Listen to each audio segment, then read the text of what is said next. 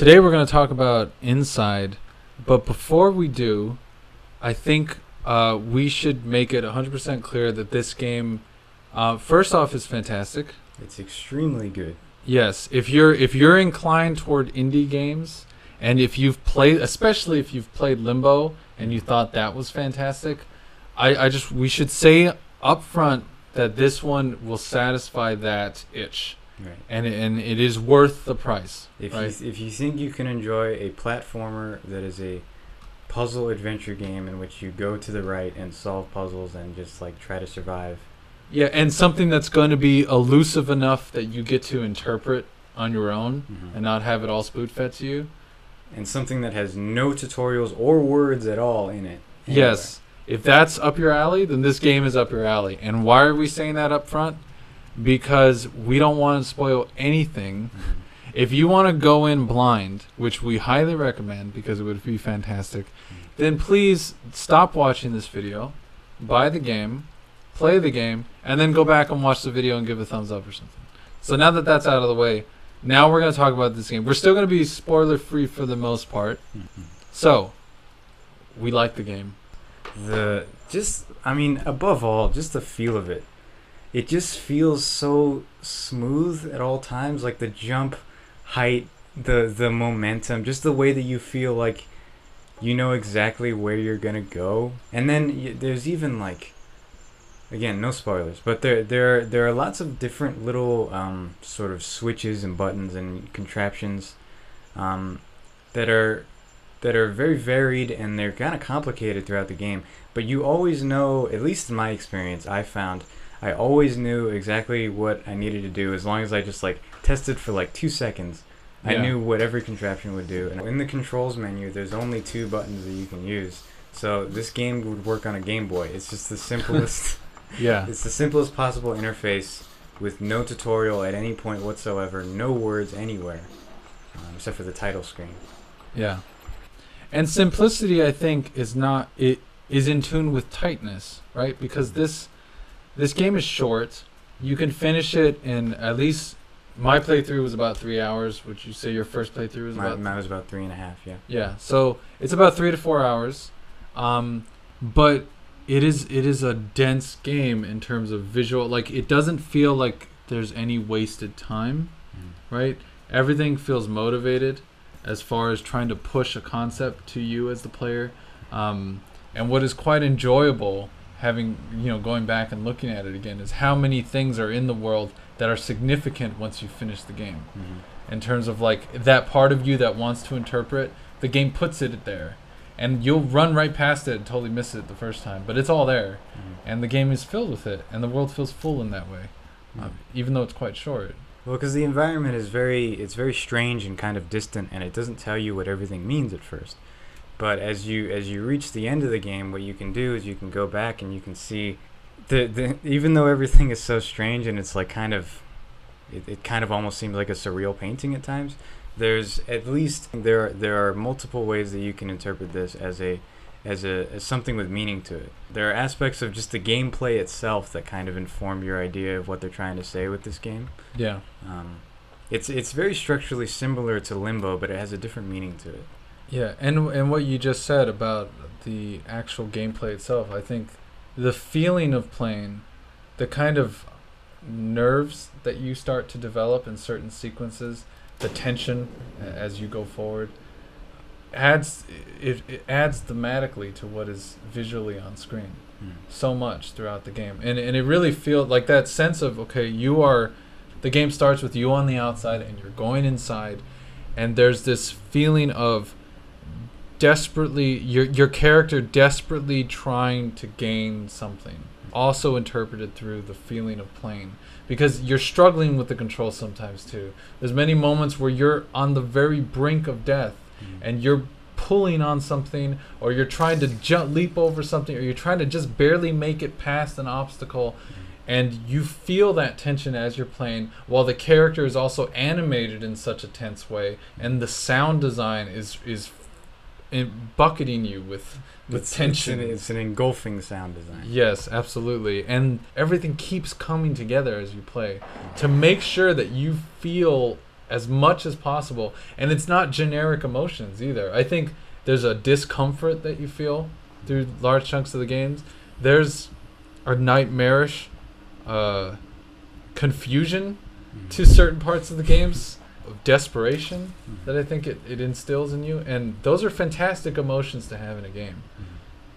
Yeah, it's animated super well, and this game actually, for its simplistic look, don't be fooled. It's actually quite an intense game under the hood. It seems like it's very graphically, what would you call it? It almost has like AAA graphics in a lot of ways. It's very polished in a sense. Well, there's moments where it's like. There's moments that are more exciting than some of these big bombastic like Gears of War explosion levels. You know how like you'll play these games like a Halo or an Uncharted or a Gears, and they actively will have a cinematic eventful sequence. And this game has eventful sequences that exceed that in terms of actual reaction, at least for me. Right. It looks solid enough. It's consistent enough that the world feels real, at least for what it is, for what it's trying to say.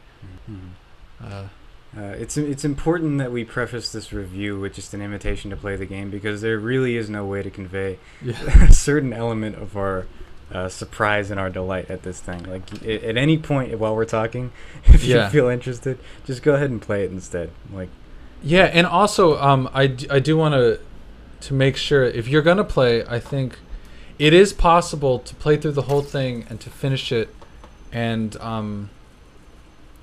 only have confusion and have that be your takeaway.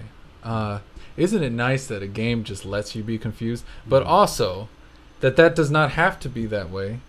That there is enough in there that if you go back and you do the work of an interpreter, I think you can get a lot out of it. I think you can come away fairly satisfied. Right. You can get an understanding of at least what they were going for at the end, because the end is very weird, and I don't know if maybe this is a good time to kind of go into spoiler territory. Okay, well let's sum up our non-spoiler. So it's solid across the board. The graphics are fantastic. The sound design. Can we just bring that up again? The sound design is creepy. It's foreboding. It's subtle. It's not always going full force, but when it's there, it's there hard. Right. It's often triggered by successes. It'll get louder. Yeah, and it builds tension based on what you're doing, and you could feel that. You could feel it adapting to you as you're playing a little bit. Like when you're solving a puzzle and you're on the brink of the solution, the sound will start to change. I like that kind of stuff. It's very subtle. It's really cool. Yeah, it's fantastic. It's $20 for 3 hours, but honestly, like you go to the movies, then I think you can afford to pay $20 for a 3 hour solid experience. Yeah. Do you want to have spoiler discussion? Yeah. I think we kind of have to with this one. Okay. So spoilers, please leave if you haven't finished the game. Spoilers now from here on. And please leave if you haven't finished, because I really think talking about it and hearing about it is not the same as playing what we're about to talk about. Okay. So for those of you who are confused about the blob monster. What? Okay, isn't that ending nuts? Isn't that one of the nuttiest endings you've ever done? It was the weirdest kind of catharsis I've ever had. Yeah, I started laughing. I was laughing. Yeah, me too. Okay, so what we're talking about, I'm sure you should have played it if you're listening to this. You, at one point, go into this amorphous blob of limbs and bodies, and you become a creature. Yeah. And you're trying to escape, and you're getting some help from some of the people there. And the game is just, it ends with you escaping, and then you do escape, and the sun is on you, and you're just kind of out there. You're just sunning, like completely motionless. And it's so twisted, and it comes out of nowhere. Right? Wasn't it so unexpected? I didn't expect that at all. Yeah. Well, I thought it was gonna crash into a mayor or something. Just somebody who like controls all this nonsense. I could kill the main guy or something, at the end. But you just kind of stop.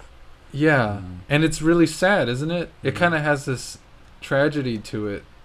And even when you're controlling it, I was saying that I started laughing because it's so nightmarish and uncomfortable and strange. Mm-hmm. And I hadn't realized until I was playing it that I haven't had that experience in a game before. Especially one that plays so well. Yeah. It's so buttery smooth. I knew exactly how to do everything I wanted to do. You're doing things you've never done in the game Mm-hmm. before. Like, you're all of a sudden like lifting a whole bar Mm-hmm. up along your limbs, and you know how to move it up the limbs. Yeah. And you know how to force your goddamn blob of a body into a hole. And yeah, everything. And like juggling a box, which you've never done before. Yeah, and throw it in the air. Yeah, do the whole thing. Yeah, it's no tutorial again, and it somehow functions. And it's weird, right? And it leaves you more confused by the end than you were through the whole rest of the game. And for you went back, right? Mm-hmm. You played again after that. I had to. I went and I played through the entire game, start to finish. Yeah. Looking for collectibles along the way, not quite finding all of them. But importantly, finding out more visual details that I hadn't noticed before. Okay. The main one that I noticed is that when you're in that blob part and you're rampaging and you're more comfortable than you've ever been in your human skin, you fall down a hole a few times, and you fall like through some levels. There's an office space where you freak somebody out and then you fall again. And then the place where you land ultimately is this sort of diorama area where it has, and this is something you kind of couldn't have really seen any significance in when you first you saw can it. only care about this doing it a second time, which is fantastic.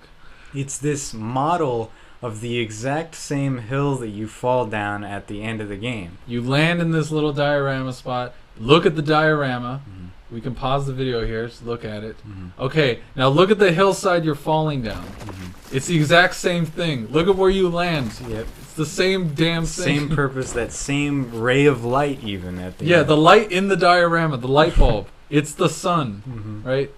Okay, so what does that mean? I mean, I think we figured it out. We at least figured out an interpretation, and it's so cool. Yeah. It's just I'm like, I feel so rewarded for playing it a second time. Because basically it's just, you realize that this whole thing was set up for you because it's a video game. Like, Yeah. this was made, you've been led by the hand so subtly but so deliberately throughout the game to like have a pleasant experience getting from point A to point B.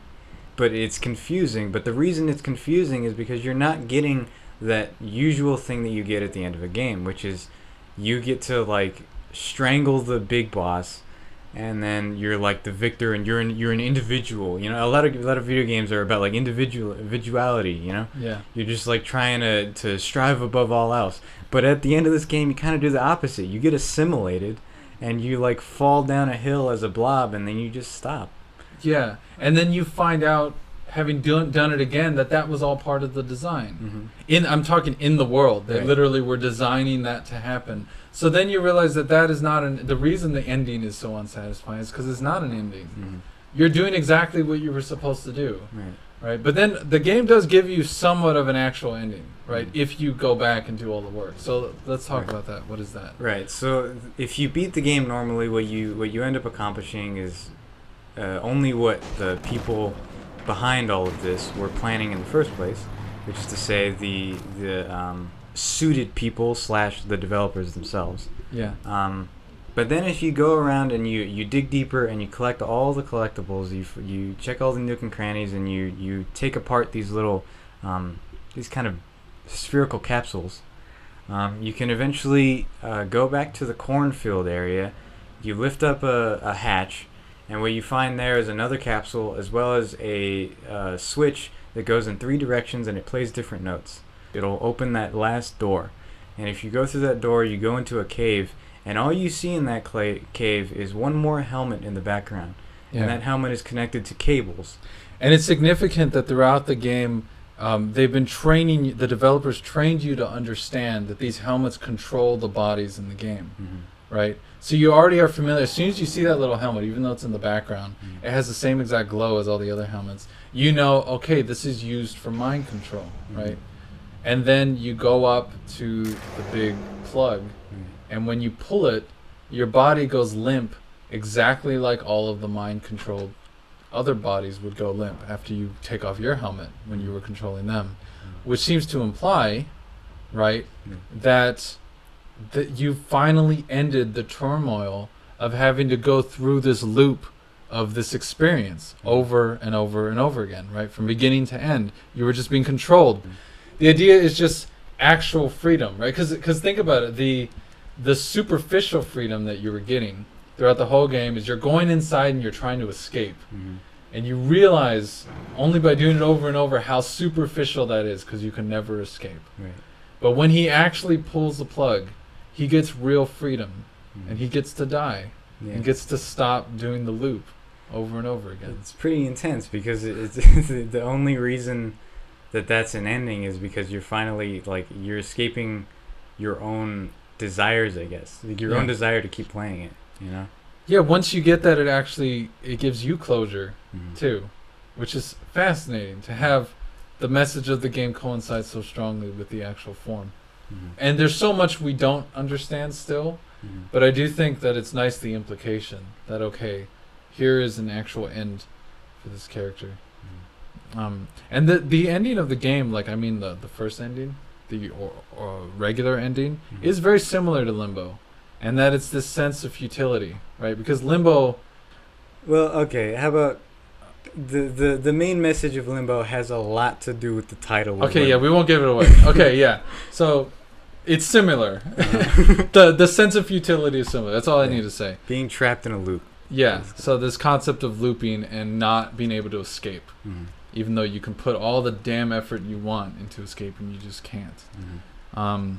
And this inside game gives you wait, do you think it's called inside because it's not about being inside the facility, but it's about being inside your mind? And in order to escape the loop, you have to remove your mind? Because that's what he shuts his mind Yeah. off, Yeah. right? Mhm. Or rather, the person that's inside him, because the person controlling him is why he's moving. Mhm. When he pulls the plug, he's no longer being controlled. Mhm. So it's rather removing the inside rather as opposed to escaping from the inside. I have no idea, but No, that's I get it though. Yeah. Well, yeah. He's like gutting himself instead of. instead of escaping the physical structure that are instead of escaping this external inside, he's getting rid of the thing that's inside of him that's stopping him from actually being free. Which I think is true of a lot of a lot of the things that hold us back from our own freedom in day to day tends to be internal Right. rather than external. Mhm. Anyway, that could all be bullshit, but we it's nice that the game gives us that opportunity to have those conversations, Yeah. and it's all there. The game throws it at you, and as a text, as a work in and of itself, apart from whatever author intention there was, Mhm. the text is full enough. It's worth delving into Mhm. and really getting something out of. Yeah. In a way, it satisfied me from all angles, even in that typical video game way, because. Well, the very ending was certainly confusing. I felt very powerful at the end. Like Yeah. it's really fun. Like the game, in Yeah. addition to all of that, is super fun, and it's honestly really easy to recommend. It's one of those special games that I can feel safe recommending to people who don't play games. Yeah, and because like think about it, I think the person who wouldn't like having played it is just unsatisfied with being a bit confused. Right. But you can't say that it's not well designed, right? I think it'd be really hard to look at how tight the controls are and how tight the tension in the experience is. I think the person who hates being confused at the end will at least have thought it was really tense and thought the journey was like a really worthwhile journey, at least, I would think. Yeah. It's. I mean, it's only $20. It's honestly worth more than that. Yeah, it's extremely well polished. You're not going to get as long of a run as maybe like The Witness or something. And I don't think it reaches the heights that The Witness reaches in terms of being innovative. But as far as being polished, Right. Both The Witness and Inside are similarly easy to recommend to people who don't play games, and they're just super polished. yeah. So that's it. That's our review. We obviously love the game, and we hope you love it too. All right, thank you. Thanks for watching.